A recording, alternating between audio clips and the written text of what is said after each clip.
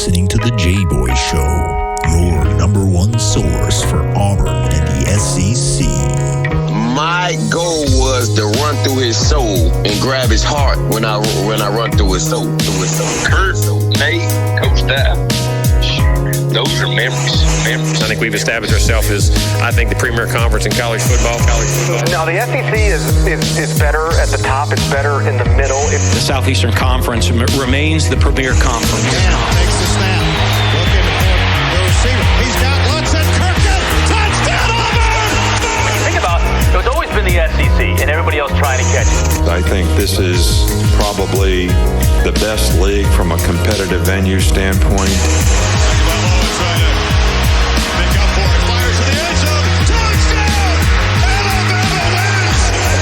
Capable teams. You just look at those programs, the way they recruit, how they invest.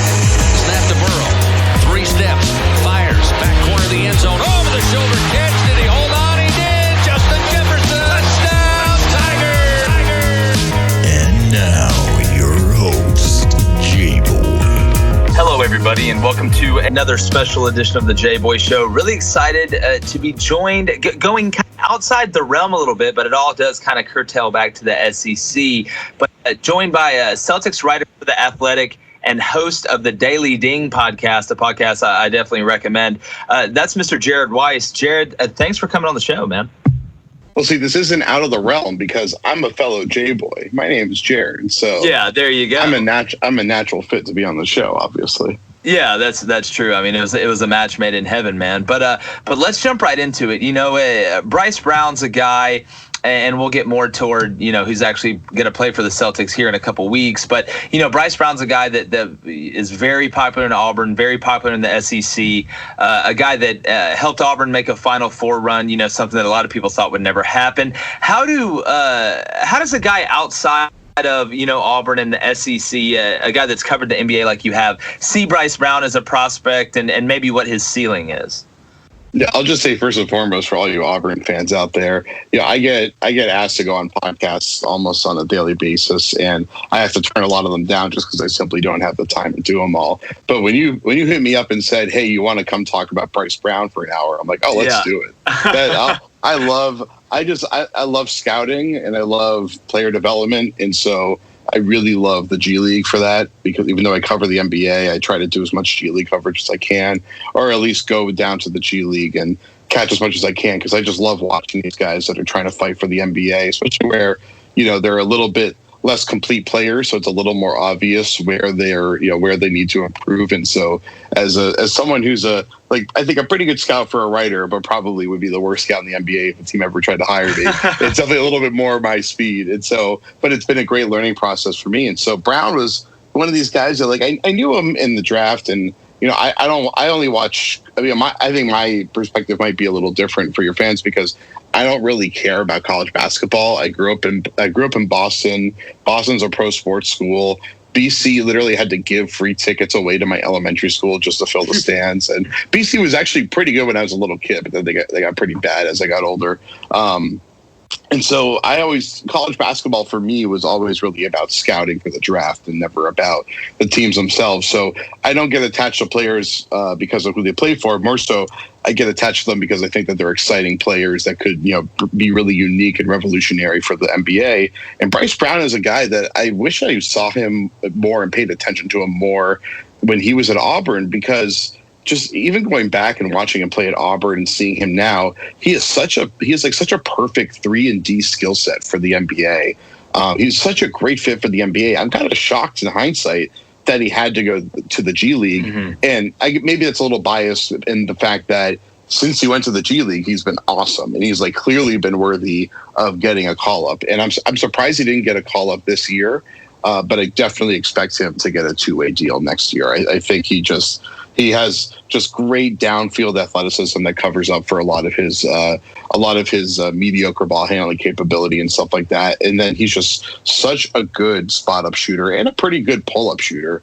It just seems like he's perfect. He's absolutely destined to be in an NBA rotation at some point.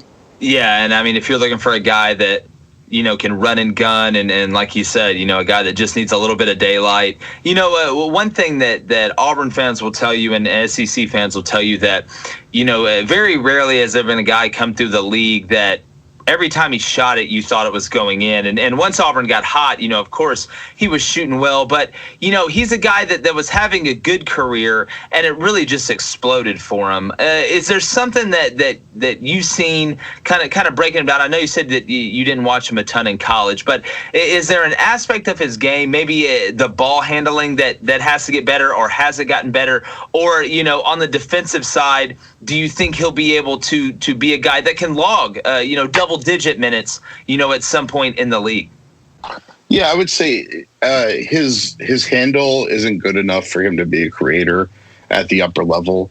We saw what he does have is not only does he have that quick twitch explosiveness, but he also has good pace. And that's what I like about him is that he can accelerate and decelerate really, really well. At a really high level, and he knows how. He's not he doesn't have a complicated package of dribbling ability.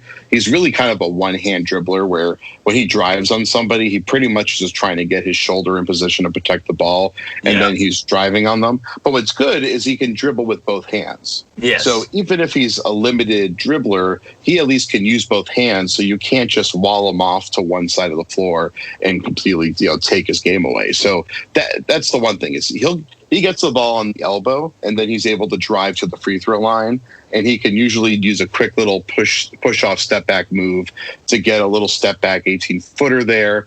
But he can't really penetrate and get into the paint to finish. And when he tries to do that, it's usually a little bit out of control. So he has very, very preliminary skills on most of the creating and playmaking stuff. But I think that he was in a much bigger role, I guess, at Auburn, and so that exposed his limitations. But and Jared Harper was a big deal too. Obviously having Jared, that's a threat too. It kept him from getting swarmed. Yeah, but he doesn't need to be that guy in the NBA. He's a good route runner off the ball, which is really important if you're an off-ball shooter. He can make all sorts of cuts with conviction and good footwork and good timing, and he's a quick trigger catch and shoot guy. He catches the ball, he hops into the catch, he elevates, and he shoots really fast. You don't really block his shot, so I feel like he's the perfect guy to be at the back of a rotation in the NBA. Yeah, again, I think Warrior is obviously the first thing that comes to my mind, but in a Brad Stevens offense, Jared, do you see Bryce fitting in to that style? And do you think it's a weapon that, Coach Stevens would really, like to have, a guy that you can obviously bring in off the bench and he can throw in 9 in a hurry? Yeah, I think that where he fits is at this point, you can see him as the last guy on the roster, basically. And you bring him in when you want to play an up-tempo style, and you want a guy that can run to the corners in transition. And it's a huge thing that most teams emphasize, but the Celtics are certainly one of them, and Maine is a big one, where when you're on defense and your team gets the rebound, if you're a wing, your job is to sprint down that sideline and get to the other corner as early as humanly possible. Yeah. And when you do that, it forces the defense, when they're trying to defend you on the fast break, it forces their guys to have to run away from the middle of the floor and stretch them out horizontally. And that's what opens up the lanes for the ball to actually get into the paint and make something happen. So Bryce is really good at that. He's so unbelievably fast running in the open floor. And that he's a guy that can sprint down there, hit the brakes really hard, catch the ball, and shoot it if it comes his way. And he can also fly in there and try to grab an offensive rebound if the shot doesn't come his way. So I think if you put him in a pretty simple role like that within Stevens' system, he'll definitely be a fit. And I think he can guard both point guards and shooting guards. There's some stuff I like about his defense. Obviously, he can make some big plays and get some steals. Yeah, he's got good hands. He's got really good hands. He's got good hands. He's so quick and explosive. His help defense, I think, is his major concern at this point, where he just can get exposed a lot of the time because he's just not paying close enough attention, or he's not reading the play properly. And then he can also get hung up on screens and get taken out of the play that way. So his recovery is definitely one of the big areas he needs to improve, but he does make up for it with a lot of his energy and his explosiveness. So there's some good and some bad there for sure. Yeah, I mean, his lateral quickness, I mean, I'm interested to see what his shuttle will be. You know, I know he'd be a hell of a safety if he ever tried to be one, just because he's able to laterally move so well. But kind of looking at more in a broad scope, Jared, and this is something I've touched on. I've had Bruce Pearl on, had Jimmy Dykes on, multiple guys from ESPN attached to the basketball wing. And it's kind of talking about, and I know you said you didn't follow college basketball that much, but you see the prospects, so you know where they're from. The SEC has made a huge push to make basketball relevant in the conference in the country. And, you know, men's basketball has really taken a big step, because I remember the days when it was, you know, Kentucky and Florida and maybe 2 other teams getting in, and now they're expecting 7 or 8. And you got guys like Chuma Okeke from Auburn getting drafted. And I mean, Kira Lewis from Alabama. There's a litany of guys, throughout the conference. And can you kind of talk about just some guys that coming out of the SEC, in this class or maybe a class or two back that you just seen blossom, and just what does the SEC mean to you now for basketball a little bit? It's really what I'm asking you, Jared.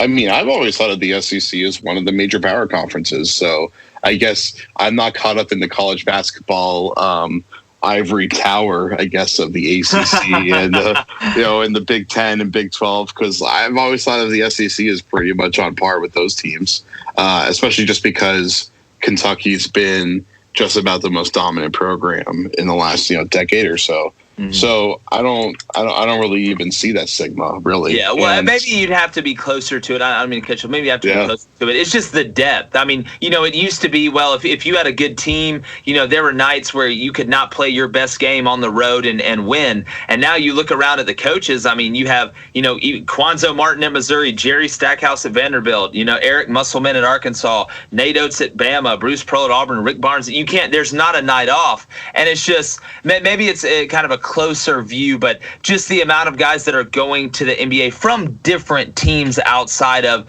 the normal dominant Kentucky, or Florida, which went on that huge run and produced guys like Al Horford and Joakim Noah and all that stuff. It's kind of been amazing to see the transformation. I just didn't know if there was maybe kind of a wave of SEC guys that you saw, kind of a steroid shot of them in the draft in these last few. I would say that when I think of non-Kentucky SEC guys, I tend to think of more undersized athletes. Mm-hmm. That I think of the Colin Sexton, I think of Bryce Brown. I'm trying to think of some other good examples of that, but I tend, Grant Williams, not necessarily an athlete per se, but another undersized overachiever kind of guy. And so I think that's what that's what I generally think of when it comes to SEC. I think Florida probably has its identity, although Florida obviously hasn't had the same prospect relevancy as it did under Billy Donovan. Exactly right. Yeah, but like when I think of like those, I guess most of the main states down in that corner of the country, I'm thinking of mostly the guys that came up in those states and they weren't in the preps. Like I think of kind of the non-prep school class kind of player. The guy that came up through public school and came up through making his name through AAU and winning that state's player of the year and going to his home state school. So, things of that nature. That's kind of, I think, more of the SEC identity that I have in my head. No, that makes sense. That makes a ton of sense. And you said you liked Kira Lewis. We brought him up. He's a guy that is just a terror offensively. You talk about quickness. How do you feel like Kira, his game will translate to the NBA? And do you think John Petty has a chance to play in the NBA at some point? So as far as Lewis is concerned, he's one of those guys that I watched him play and just like immediately thought NBA template player. That he's, I mean, I know he was a pretty big deal at Alabama, but when I look at him from a prospect scouting standpoint, I remember when the rankings were starting off at the beginning of this year, he was like, was he even a first round pick? I don't think he even was like that high, but once he like started to crack the first round and started to in some of the mock drafts and some of the rankings from people that I really like, I started to watch him more, and I watched him like, this guy is the perfect template for a contemporary point guard. It's right now most teams in the NBA have a point guard or are looking for a point guard that can run a high pick and roll from 30 feet out and can come over a screen and pull up for three from 28 feet. They want to make it. Like, they want that Dame Lillard template, and he really, really fits that template perfectly. And he has the handle. He's got a pretty good vision. And he can get into the paint. He's got some ways to finish it in the paint. So I think he has a complex enough game that he can make it. But if you're a point guard that can if you're a point guard that can pull up and shoot from 30 feet out, you're like pretty much a guaranteed first round pick at this point, as long as you're over 5'9".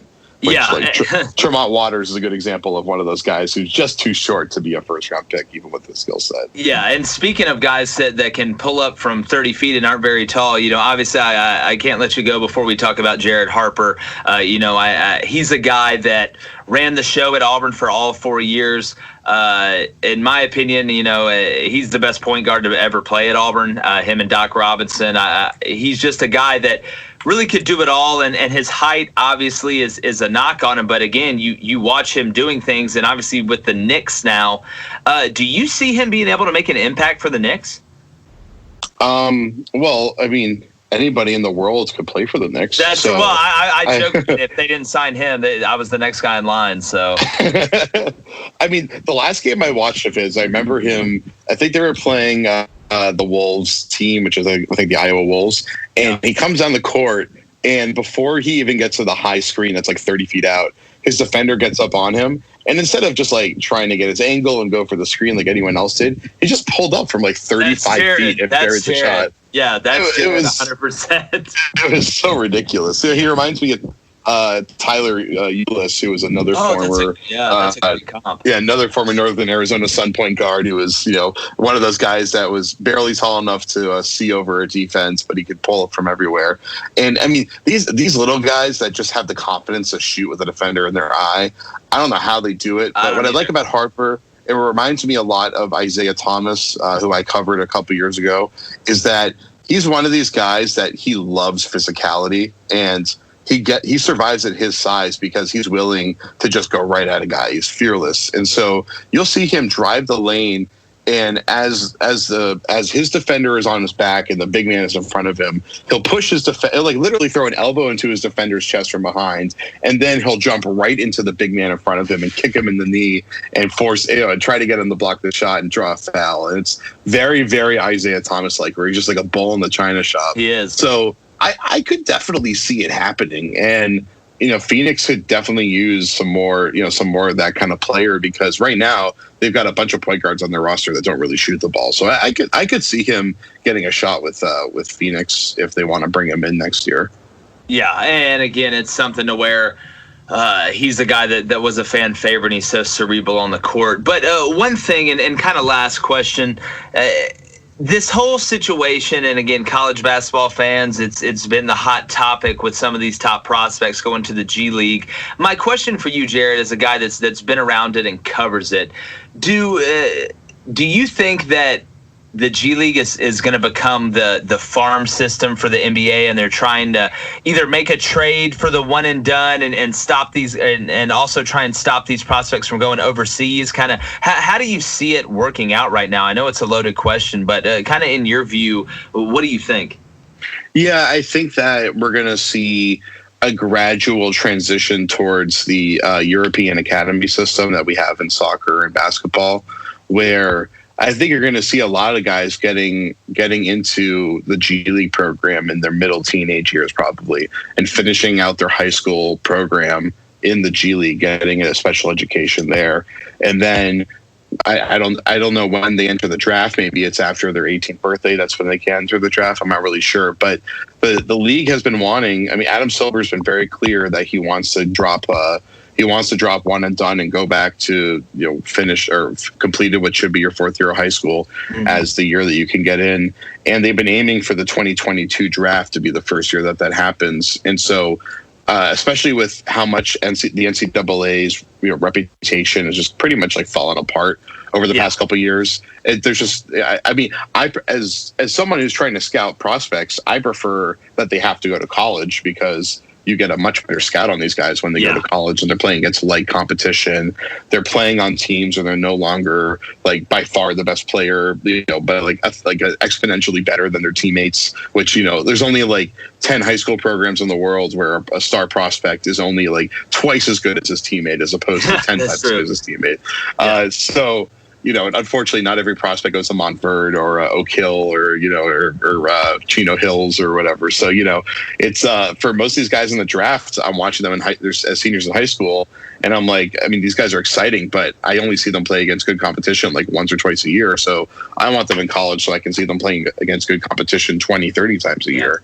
So that's the biggest part is how do you get the team? How do you get all the GMs on board to say, we're comfortable, investing. If you're drafting a top 10 pick, you're investing, somewhere between $30 to $50 million guaranteed in a guy that you haven't seen play, good competition yet, which is how it used to be in high school. That's why the hit versus miss rate was so unbelievably high with high school kids back in the day. But also the ability to scout at the high school level and because of the way that all these tournaments and AAU and grassroots is set up now, the high school kids are playing against much better competition, and all the top prospects are playing against each other or even playing with each other way more now than they were back when, I guess it was 15 years ago when Andrew Bynum was the last high school guy. Yeah. So it's definitely a lot better than it used to be. But so I guess to answer your actual question, I would expect that there's going to be an academy system eventually, which would be good because you're taking a lot of kids that are in terrible education systems